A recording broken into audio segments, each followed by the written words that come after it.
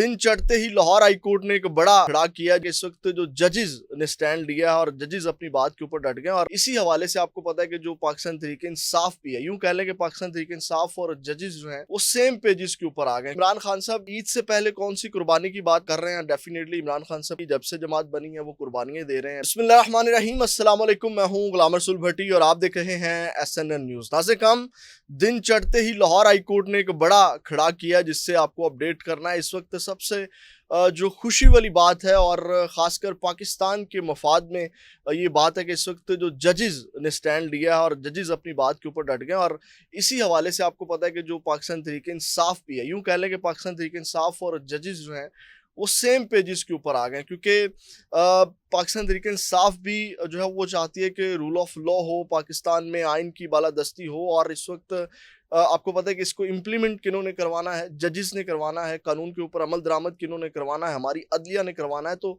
इस हवाले से हमारी जो अदलिया है वो जजेस आपको पता है कि इस वक्त डट चुके हैं। इस हवाले से आपके सामने कुछ चीज़ें रखेंगे। और इमरान खान साहब ईद से पहले कौन सी कुर्बानी की बात कर रहे हैं? डेफिनेटली इमरान खान साहब की जब से जमात बनी है वो कुर्बानियाँ दे रहे हैं। आपको पता है कि उनकी जो जद्दोजहद है, एक मुसलसल उनकी जो एक ख़ासकर पिछले 2 साल से जो उनके ऊपर सख्तियाँ की गई हैं। अब इमरान खान साहब ने एक बड़ा अहम पैगाम और मैसेज जो है वो ईद से पहले जेल के अंदर से दिया, वो भी आपके सामने रखेंगे। और मुज़ाकरात के हवाले से भी कुछ चीज़ें जो हैं वो चल रही हैं और अगर मगर का कुछ चीज़ें चल रही हैं। मौलाना फजल मान साहब तो आपको पता है कि हाथ कर गए हैं। इसके ऊपर बात करेंगे। सबसे पहले नाज़िर, हम बात कर लेते हैं लाहौर हाई कोर्ट से। लाहौर हाई कोर्ट से आज बड़ा एक फैसला, बड़ा ऑर्डर जो जारी हुआ है उसके ऊपर आ जाते हैं। नाज़िर, हम जैसा कि आपको पता है कि रोज़ डेवलपमेंट हो रही है एजेंसीज़ की मुदाखलत के हवाले से।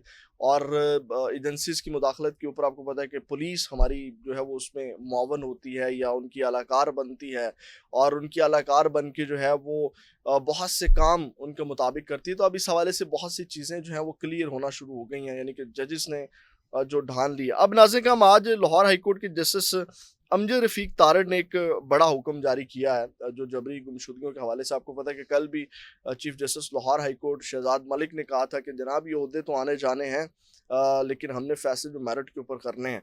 तो आज नाज़िर, हम आपको पता है कि बहुत से लोग जो हैं वो इस वक्त ख़ासकर पाकिस्तान तहरीक इंसाफ टारगेट है। तो शहबाज गिल के जो भाई हैं ग़ुलाम शब्बीर, आपको पता है कि उनको भी उठाया गया और शहबाज गिल साहब आपको पता है बाहर बैठे हैं और उनकी आवाज़ दबाने के हवाले से जो चीज़ें हैं वो की जा रही हैं। तो आज नाज़िर, हम जो शहबाज गिल के भाई ग़ुलाम शब्बीर को यानी कि आप उनको भी अगवा कर लिया गया था, उठा लिया गया है, उनका भी नहीं पता। तो इस हवाले से कोर्ट के अंदर ये बात गई। तो आज जस्टिस अमजद रफ़ीक तारड़ ने इस हवाले से बड़ा ऑर्डर जारी किया। एक तो नाज़िर, उन्होंने ये ड्यूटी लगाई थी पुलिस की कि जनाब उनको बाजियाब करवाया जाए। अब जब पुलिस ने उनको बाजियाब नहीं करवाया तो आज क्या हुआ, एक तो उन्होंने सरजंश की यानी कि डांट टपट भी की जो SP मॉडल टाउन है और ASP जो अब्दुल्ला हैं। और उसके बाद उन्होंने ये हुक्म जारी किया कि जनाब ये SP जो हैं उनको मुअत्तल किया जाए। SP मॉडल टाउन और ASP अब्दुल्ला जो है उनको मुअत्तल करने का उन्होंने हुक्म जारी किया। और ये बहुत बड़ी डेवलपमेंट है। आप अंदाज़ा लगाएं, इससे पहले इस तरह की डेवलपमेंट आपको बहुत कम मिलेंगी कि उनकी नाकामी के ऊपर उसको बाजियाब नहीं करवा सके। और साथ ही उन्होंने IG को हुक्म जारी किया, उन्होंने कहा कि सीनियर पुलिस अफसरान जो हैं वो तैनात करें और जो मगवी हैं यानी कि जो ग़ुलाम शब्बीर हैं उनको जो है वो 21 जून तक बाजियाब करवा करके रिपोर्ट पेश करें। ये फ़ैसला जारी किया है, यानी कि ये नहीं कहा कि हमें बताएं, उन्होंने कहा कि बाजियाब करवा करके रिपोर्ट पेश करें। तो ये एक बड़ी डेवलपमेंट लाहौर हाई कोर्ट से। और आपको पता है किसी तरह बाकी जितनी भी कोर्ट्स हैं और ख़ासकर मैं तो उन 6 जजेस को मेरा दिल करता है कि मैं रोज़ जो है वो उठ के बल्कि अपनी वीडियो में उनको उनकी स्टार्ट में उनको खराज तहसीन पेश करूं, जिनके बाद जो है वो तमाम जजेस का ज़मीर जागना शुरू हुआ है। और ये तमाम क्रेडिट उन लोगों को जाता है। मेरा ख्याल है ये पहले पाकिस्तान जब बना था उसी वक्त से ही हमारे पाकिस्तान में अगर रूल ऑफ लॉ होता तो मेरा ख्याल है हम बहुत आगे जा चुके होते। बहुत सी चीज़ें हैं जो अभी मतलब उस तरह हम खुल के नहीं बयान कर सकते, लेकिन फिर भी बहुत एक सही डायरेक्शन में जो है वो चीज़ें चलना शुरू हो गई हैं। अब नाज़िर, हम मुज़ाकरात के हवाले से कुछ चीज़ें इमरान खान साहब ने क्लियर की और पाकिस्तान तहरीक इंसाफ के अंदर भी कुछ चीज़ें चल रही हैं। अब कल सहाफ़ियों से गुफ्तगू की इमरान खान साहब ने, तो उन्होंने मुज़ाकरात के हवाले से कुछ चीज़ें क्लियर की। एक तो आपको याद है कि इस वक्त गवर्नमेंट किन की है, ना तो पीपल्स पार्टी की है, ना नून लीग की है, और बराए नाम जो एक वज़ीर आज़म है हमारे शहबाज शरीफ साहब, वो तो कठपुतली हैं नाम के वज़ीर आज़म, और आपको पता है कि पीछे से पूरी जो ताकत है वो किन के पास है। तो इस हवाले से अक्सर जब भी पाकिस्तान तहरीक इंसाफ कहती है कि हमने मुज़ाकरात इस्टेब्लिशमेंट से करना है, तो उनके ऊपर तनकीद की जाती है, तो जबकि नहीं होनी चाहिए। हालांकि आप देखें, अगर पिछले 2 साल या निगरान गवर्नमेंट को खासकर अब देखें, तो उस वक्त कौन क्या कर रहा था वो सब आपके सामने है। अब नाज़रीन साहब, उन्होंने एक बार फिर इस हवाले से वजाहत दी, और उन्होंने कहा मुज़ाकरात के मामले पर गलत फहमी ना फैलाई जाए, और हम मुज़ाकरात नहीं चाहते। सियासतदान हमेशा मुज़ाकरात में ही जाता है। जब फैसले ऊपर से बड़े साहब करेंगे, तो फिर फिर इनसे मुज़ाकरात का क्या फ़ायदा। यानी कि उन्होंने कहा कि जब फैसले बड़े साहब करेंगे, तो इनसे, यानी कि नून लीग पीपल्स पार्टी से मुज़ाकरात का क्या फ़ायदा। जस्टिस बंदयाल के कहने पर पीडीएम से मुज़ाकरात किए, तो कहा गया बड़े साहब ने फैसला किया कि जब तक बंदयाल है इलेक्शन नहीं होंगे। यानी कि आप अंदाज़ा लगाएं, जब तक जस्टिस उमर अता बंदयाल रहे इलेक्शन नहीं हुए। और बड़े साहब कौन है? और बड़े साहब ने ये फैसला कर लिया था और वैसे ही हुआ। ना आइन देखा गया, ना कानून देखा गया, और जनाब उसी तरह बड़े साहब के मुताबिक जब उन्होंने चाहा उस वक्त इलेक्शन हुए। तो इसी वजह से डेफिनेटली जो मुज़ाकरात हैं वो उनसे ही बनते हैं।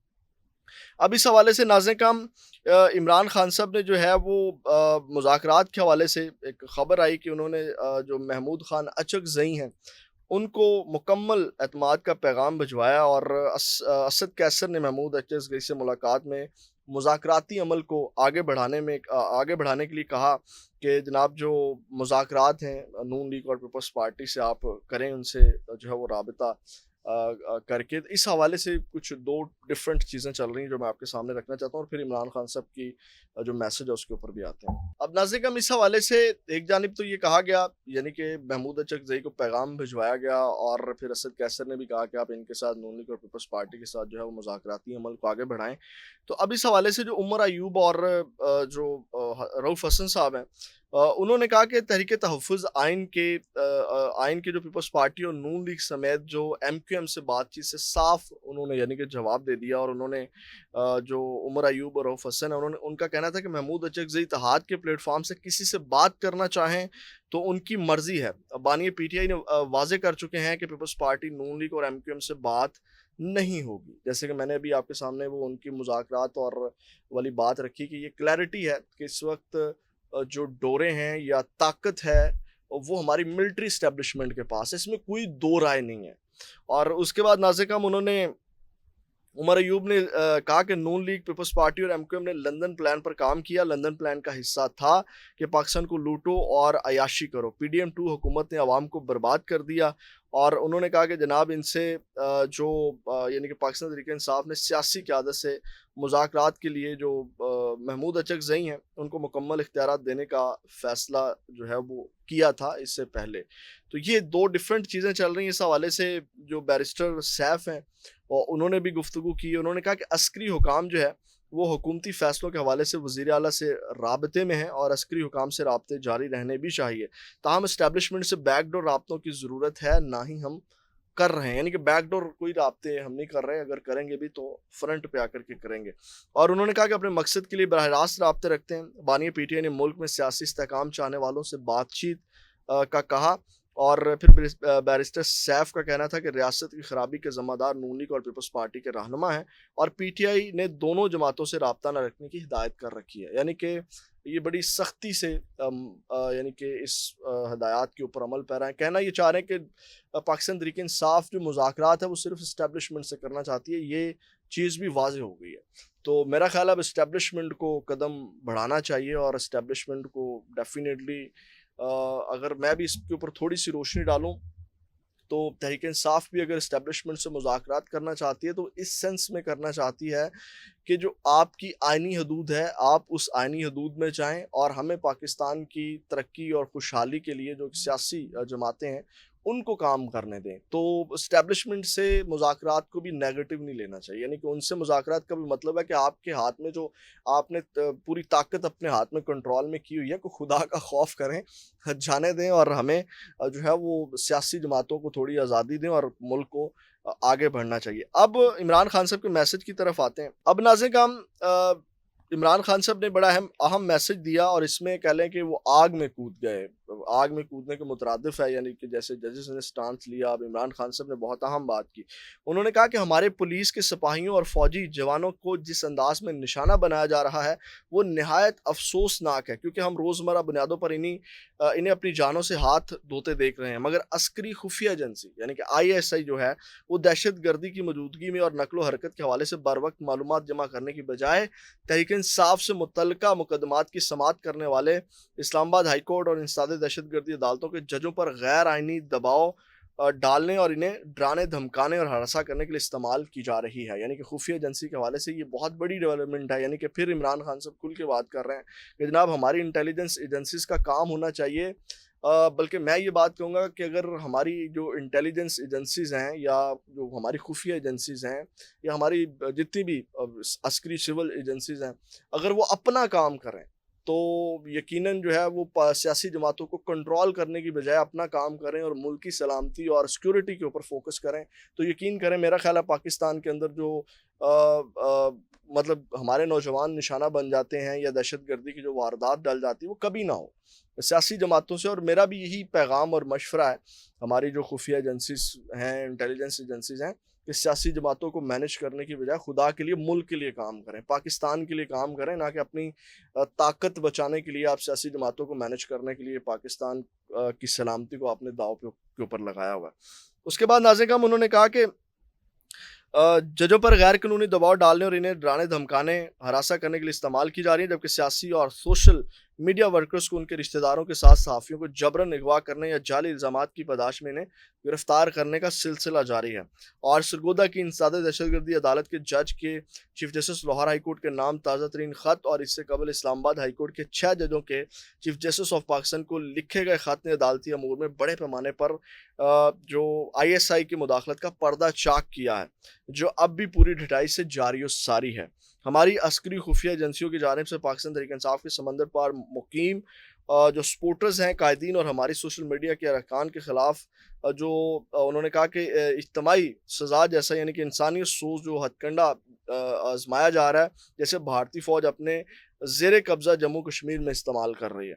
उन्होंने कहा कि सबसे गैर यकीनी की कैफियत बढ़ रही है और मुल्क मज़ीद इंतशार की तरफ जो है और वो बढ़ रहा है। कानून की हुक्मरानी की अदम मौजूदगी से मुआशियत बराह रास्त मुतासिर हो रही है और सरमायाकारी की हौसला शिकनी हो रही है। पाकिस्तान को सरमायाकारी दरकार है और समंदर पार पाकिस्तानी इस बाब में हमारा सबसे बड़ा असासा है, जबकि उन्हें दुश्मनों की तरह निशाना और जबर सितम जो है वो बनाया जा रहा है।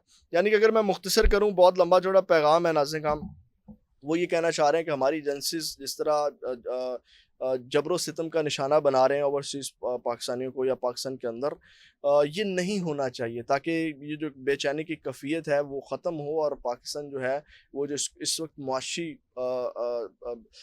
मसाइल दरपेश हैं उनसे पाकिस्तान निकल सके, ताकि जो हमारी इंटेलिजेंस एजेंसीज हैं वो अपनी हदूद में रह कर के काम करें। तो ये नाज़रीन काम इस हवाले से आम अपडेट से में आपके साथ दोबारा मुलाकात होगी। अपना बहुत ज़्यादा ख्याल रखिएगा। पाकिस्तान जिंदाबाद।